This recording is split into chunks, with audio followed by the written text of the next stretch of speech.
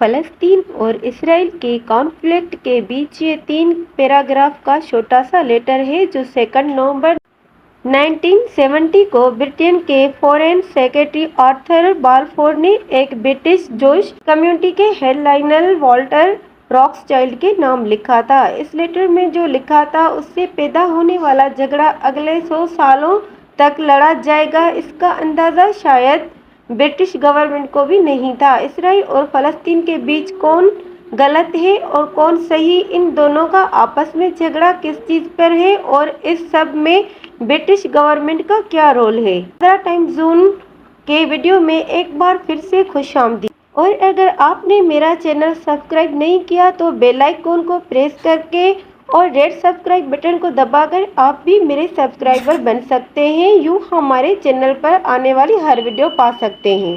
ناظرین، یہ ٹاپک دنیا کے سب سے زیادہ کنٹروورسل ٹاپک میں سے ایک ہے اور میری پوری کوشش رہے گی کہ میں بالکل نیوٹرل رہ کر فیکٹس اینڈ فگر پر بات کروں تاکہ کسی شخص کو بھی اعتراض نہ ہو سکے۔ ورلڈ وار 1 سے پہلے ٹائم کسی قسم کا کوئی جھگڑا نہیں تھا۔ یہاں مسلمز کی پاپولیشن زیادہ تھی لیکن ان کے ساتھ جیوز اور کرسچن بھی خوشی خوشی رہتے تھے۔ اس وقت یہ پورا ایریا اوٹومن امپائر کے کنٹرول میں تھا۔ اس میپ میں دیکھا جائے تو اوٹومن امپائر یورپ سے لے کر نارتھ امریکن اور مڈل ایسٹ کے کافی سارے حصے پر پھیلی ہوئی تھی، جس کو سلطنت عثمانیہ کہا جاتا ہے۔ کچھ عرب لیڈر تھے جو اوٹومن امپائر کے رول سے کافی تنگ تھے۔ وہ خود کو یہاں سے آزاد کرانا چاہتے تھے اور اپنے اس مقصد کو پورا کرنے کے لیے وہ اوٹومن امپائر کے دشمن برٹش سے چوری چھپے جا کر ملے۔ برٹش نے ان سے وعدہ کیا کہ اگر وہ جنگ میں اوٹومن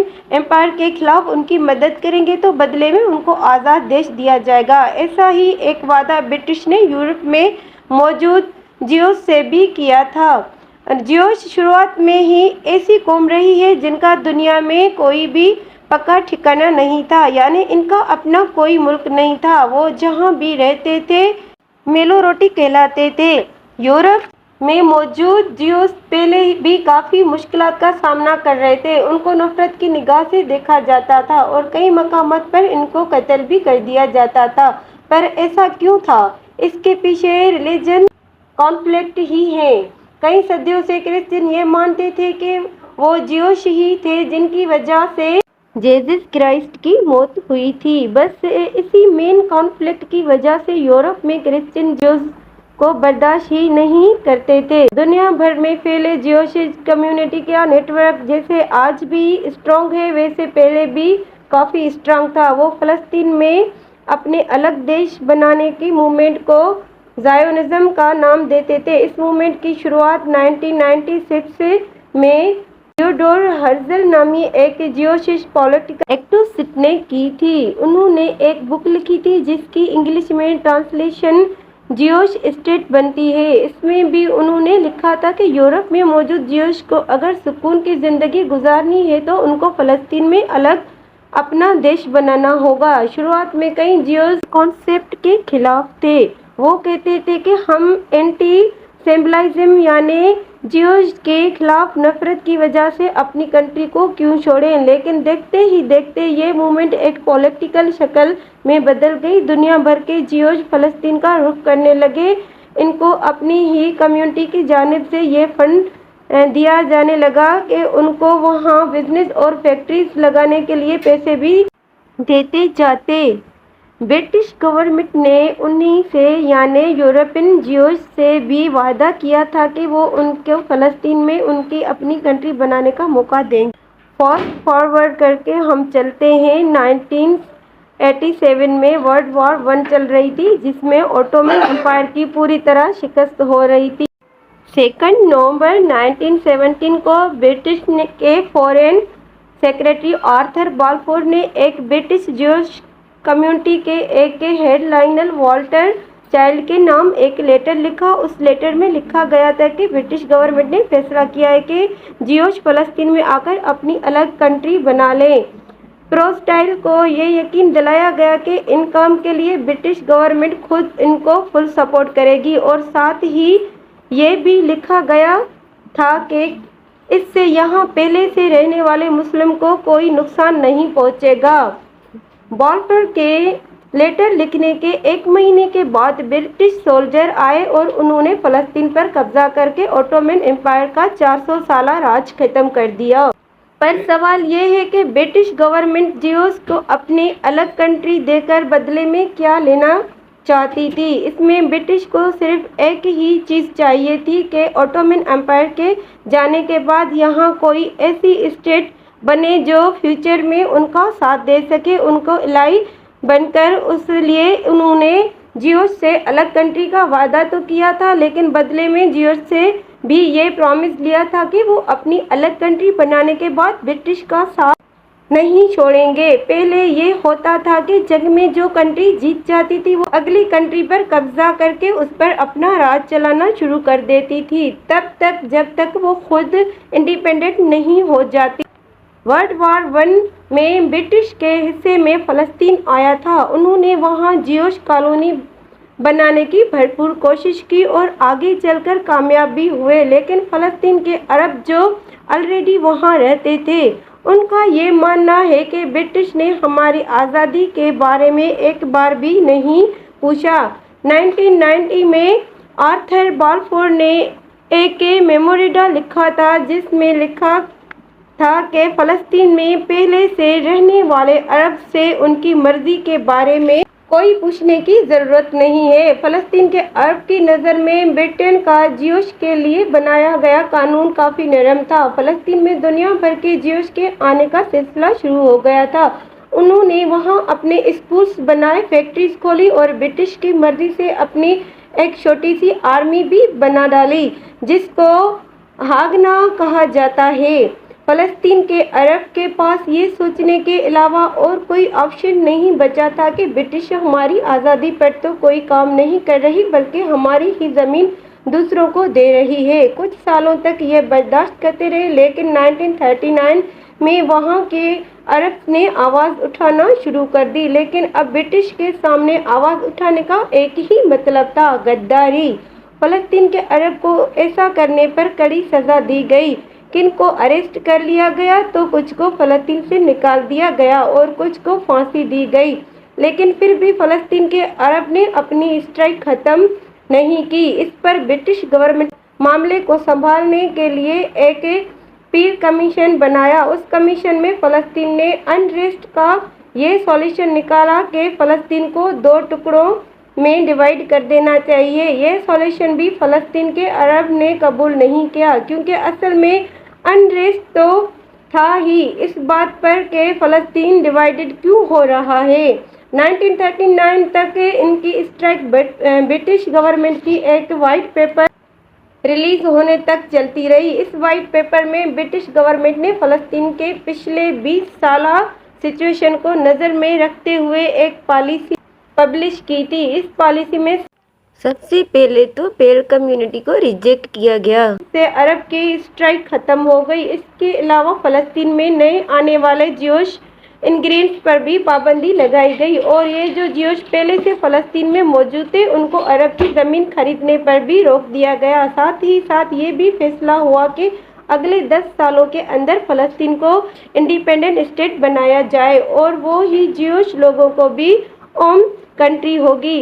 زائنس کے لیے یہ وائٹ پیپر کسی دھوکے سے کم نہیں تھا۔ یہ وائٹ پیپر پہلی بار جیوش اور برٹش کے درمیان کانفلکٹ پیدا کر گیا۔ انہوں نے وائٹ پیپر ماننے سے انکار کر دیا اور فلسطین سے برٹش گورنمنٹ پر حملے شروع کر دیے، جس میں کئی لوکل فلسطینی بھی مارے گئے۔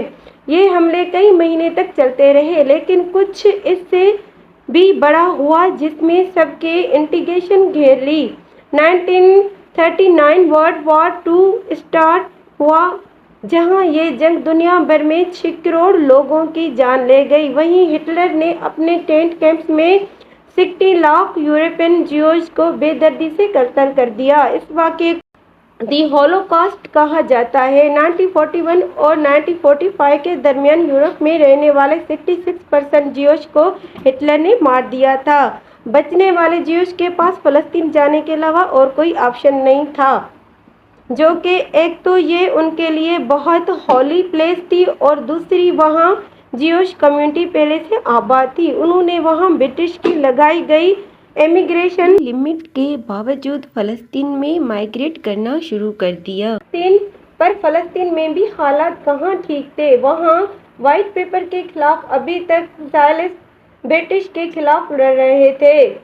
ورلڈ وار II کے بعد برٹش اب تھک گئے تھے اور ان میں اب ہمت نہیں تھی کہ فلسطین کے زائرین کے خلاف کھڑے ہو کر لڑیں، لہٰذا 1947 میں انہوں نے یہاں سے نکلنے کا فیصلہ کیا اور فلسطین میں اپنا پھیلایا ہوا رائتہ انہوں نے یونائیٹڈ اسٹیٹس کے گلے میں ڈال دیا کہ اب تم اس مسئلے کا کوئی سولوشن نکالو۔ اس وقت فلسطین میں جیوش کی تعداد 6,30,000 تھی، جبکہ 1,43,000 کرسچن اور 11,81,000 مسلم تھے۔ یہ فگرز ایک اٹلین جیوش سرگیو ڈیلا کی دی گئی تھی۔ دیکھا جائے تو اس وقت یہاں مسلم پاپولیشن کلیئرلی جیوش سے ڈبل تھی، لیکن یونائیٹڈ نیشن نے فلسطین کے پارٹیشن پلانز میں 55% زمین جیوز کو دینے کا پروپوزل دے دیا۔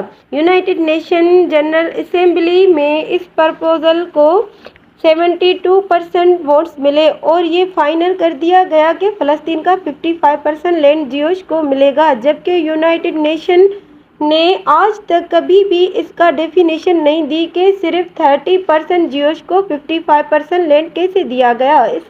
اس وقت UN کی اسمبلی میں انڈیا کی بھی پریزنس تھی اور انڈیا نے بھی اس فیصلے کے خلاف ووٹ دے ڈالا تھا۔ اس وقت کے پرائم منسٹر جواہر لال نہرو نے UN کے فیصلے کے خلاف کافی آواز بھی اٹھائی تھی اور کہا تھا کہ UN کے انڈین ایمبیسڈر کو زائونسٹ کی طرف سے رشوت آفر کی گئی تھی کہ وہ ان کے حق میں ووٹ ڈالیں۔ خیر، UN کے اس ریزولوشن کے تمام عرب کے کنٹریز نے ریجیکٹ کیا اور فلسطین میں اسپائنس اور فلسطین کے آمنے سامنے آ گئے۔ دونوں طرف سے ایک دوسرے پر وار کیے جاتے، لیکن اس بیچ جیوش کی ہسٹری کافی اسٹرانگ تھی اور فلسطین نے ان کا مقابلہ نہیں کر سکے۔ 4 مئی 1948 کو ڈیوڈ بن گورین نے آفیشلی اسٹیٹ آف اسرائیل بنانے کا اعلان کر دیا اور اسرائیل کے پہلے پرائم منسٹر بن چکے تھے۔ 1948 میں تمام ممبرین عرب کنٹریز نے مل کر اسرائیل پر حملہ کرنے کا فیصلہ کیا، کیونکہ ایک تو انہوں نے پہلے ہی UN میں اس کے خلاف ووٹ کیا تھا، دوسرا ان کی نظر میں یہ برٹش کا نیا طریقہ ہے ہمارے ملک پر قبضہ جمائے رکھنے کا۔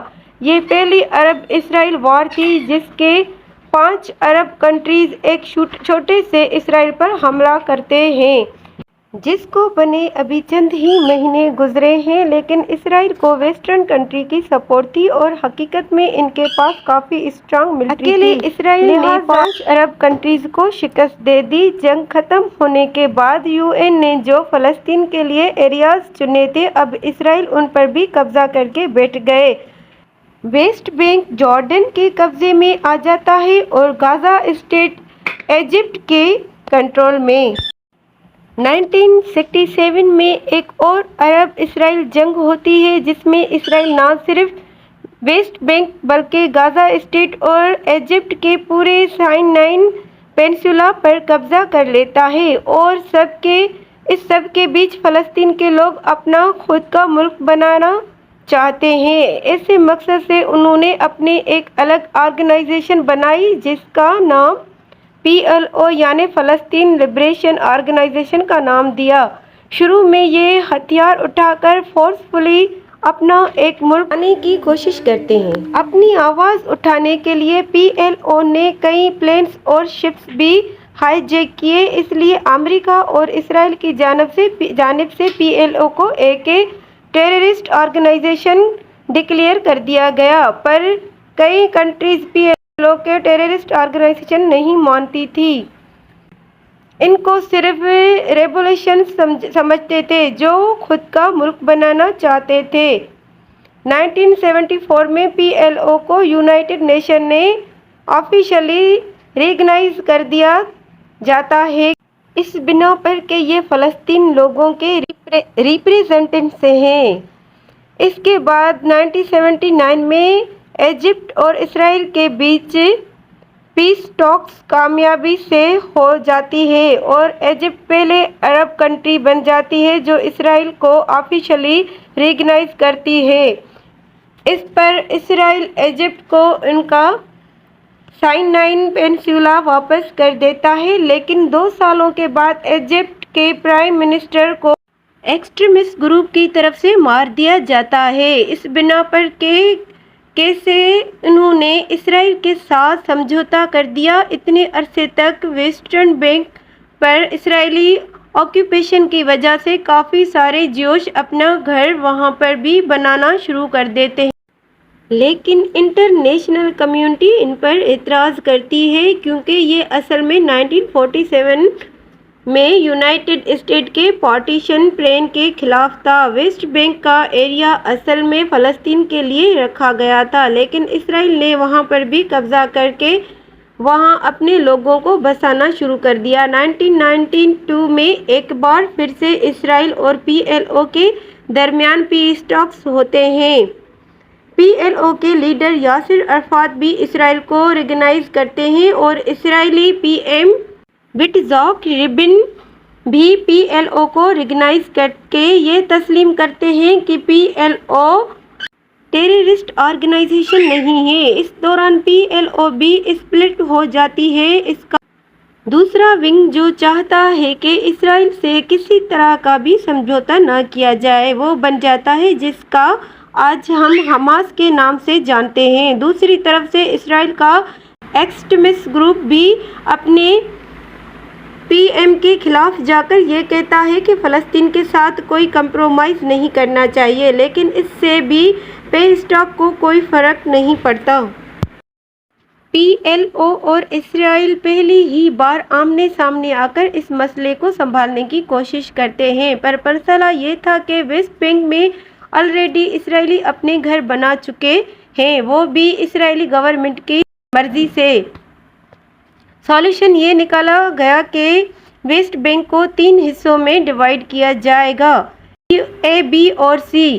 اے ایریا میں صرف فلسطین یعنی پی ایل او کے کنٹرول میں ہوگا اور بی ایریا دونوں کے کنٹرول میں، اور ایریا سی صرف اسرائیل کے کنٹرول میں ہوگا۔ یعنی 1974 میں بنایا گیا یونائٹڈ نیشن کا پارٹیشن پلان یہاں دور دور تک نظر نہیں آ رہا تھا کہ فلسطین کو صرف ویسٹ بینک میں گنے چنے ٹکڑے ہی مل جاتے ہیں جہاں وہ اپنی ہی گورنمنٹ چلا سکیں۔ خیر پی ایل او نے اس کو بھی ایکسپٹ کر لیا، لیکن 1995 میں اچانک کچھ ایسا ہوا جس نے سارے پیس ٹاک کی دھجیاں بکھیر دی۔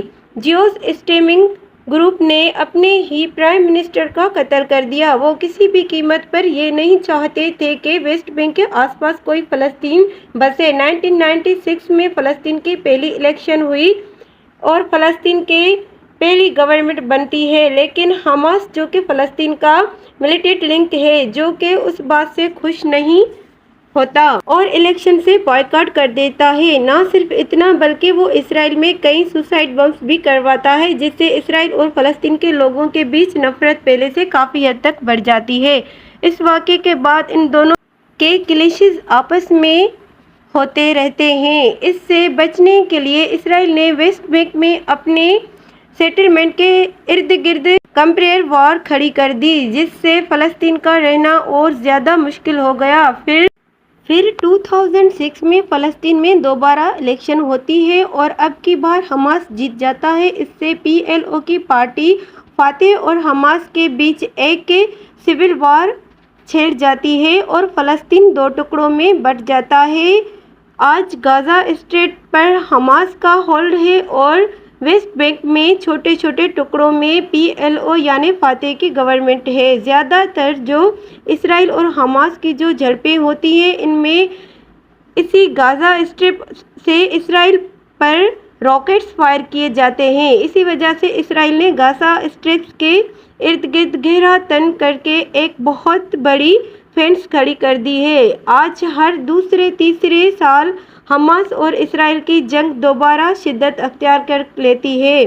پچھلی بار 2021 میں ایسا ہوتا ہے اور اب 2023 7 اکتوبر کو حماس نے اسرائیل پر 5000 سے زیادہ راکٹس فائر کیے۔ یہ تھا اسرائیل اور فلسطین کا وہ کانفلکٹ جو پچھلے 100 سالوں سے شکلیں بدل کر آج تک اپنی موجودگی کا احساس دلاتا ہے۔ میں نے اس ٹاپک کو بڑی احتیاط سے کسی بھی ریلیجنز کو ٹارگٹ کیے بغیر صرف فیکٹس اور فگرز کے ذریعے کور کرنے کی کوشش کی ہے۔ آپ کو اس ٹاپک کے بارے میں کیا رائے ہے مجھے کمنٹس میں ضرور بتائیے گا۔ ملتے ہیں اگلی شاندار ویڈیو میں۔